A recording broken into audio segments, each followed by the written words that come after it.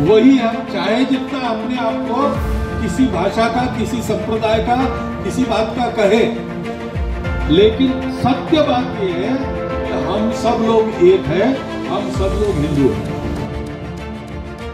इन दिनों आई लव मोहम्मद विवाद पूरे देश में गूंज रहा है। इसके बाद तो मानो आई लव महादेव और न जाने क्या क्या इस तरह के वाक्यों की बाढ़ सी आ गई हो।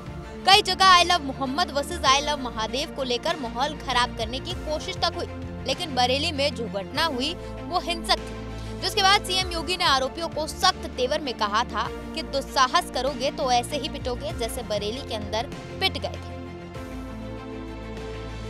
और अब इन सब घटनाक्रम के बीच राष्ट्रीय स्वयंसेवक संघ के सरसंघचालक डॉक्टर मोहन भागवत का सतना में दिया गया एक बयान काफी चर्चा में आ गया है।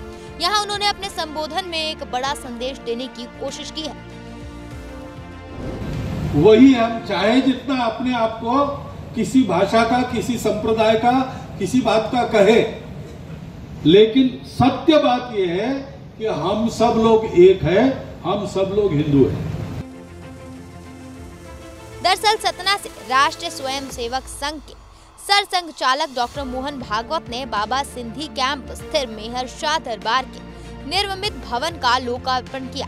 इस मौके पर उन्होंने लोगों को संबोधित करते हुए कहा कि हम चाहे अपने आप को अलग भाषा, अलग संप्रदाय का बोले, लेकिन हम सब एक हैं और हिंदू हैं। एक अंग्रेज ने हमें टूटा हुआ दर्पण दिखाकर अलग अलग कर दिया था, इसीलिए हम उस दर्पण को छोड़ देना चाहिए और हमें अपना अहंकार छोड़ना होगा।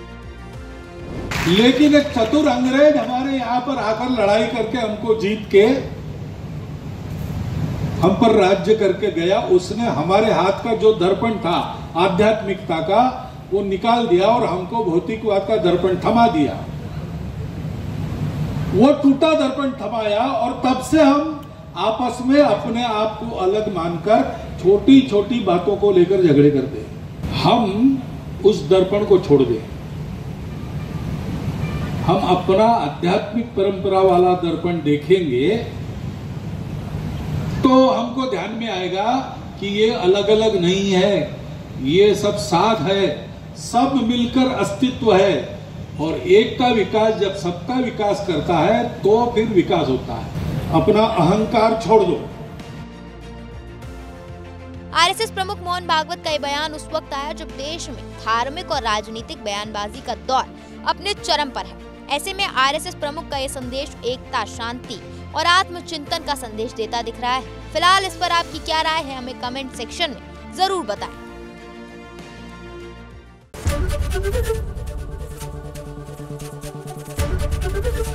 एबीपी गंगा, खबर आपकी, जुबान आपकी।